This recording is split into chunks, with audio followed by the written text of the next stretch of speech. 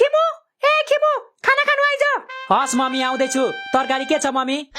तरकारी फर्सीको मुन्टो छ, आइज छिटो। ए कति फर्सीको मुन्टो खानु हौ? फर्सीको मुन्टो खादा खादा मेरो मुन्टो नै भाङ्गिसक्यो। म त खान्न है फर्सीको मुन्टो। के रे फर्सीको मुन्टो नखाने रे? चुपचाप खानु आइज, नत्र यही डाडुले हानेर तेरो बाउको जस्तै टुटुलको निकाल्दिन्छु। ए तपाईले हानेर पो बाबाको टुटुलको निस्केको हो? अनि मलाई त लडेर यस्तो भएको भन्नुहुँदै थियो त। तेरो आमाले मलाई लडाएर हानेको थियो नि त छोरा।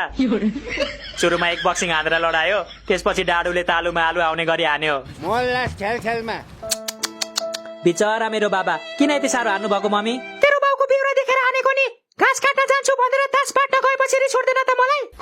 तास बाट्न चाहिँ गएको थिइन है म जाँदा तास बाटिसकेको थियो। म त अरूले खेलेको हेरी मात्र राथे।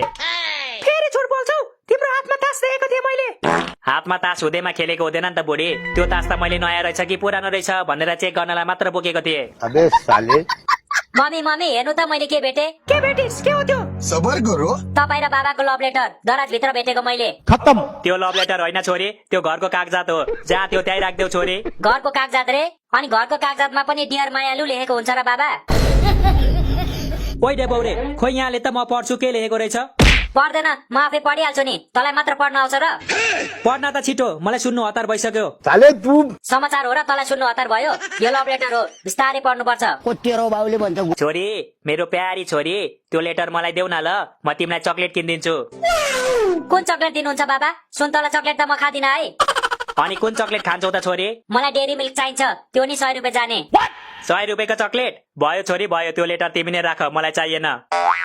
साँच्चै? म त पढेर सुनाउँछु नि फेरि। सुनाऊ सुनाऊ, मैले त्यस्तो सुन्नु नहुने केही लेखेकै छैन।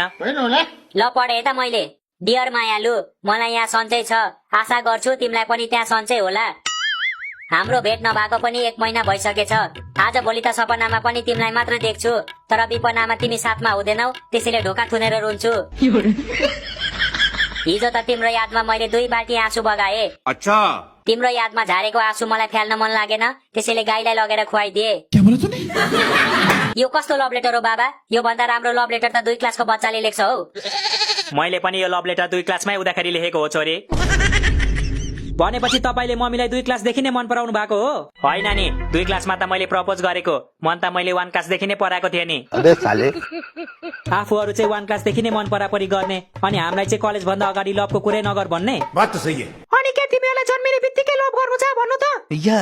लभ गर्ने एउटा उमेर हुन्छ, हामीलाई थाहा भएन त्यसैले दुःख पाइयो। बिल्कुल बिल्कुल लभ गर्ने उमेर चाहिँ कति रहेछ? म 15 वर्ष पुगिसके त, मेरो लभ गर्ने उमेर भएन। साले तू भएको छैन,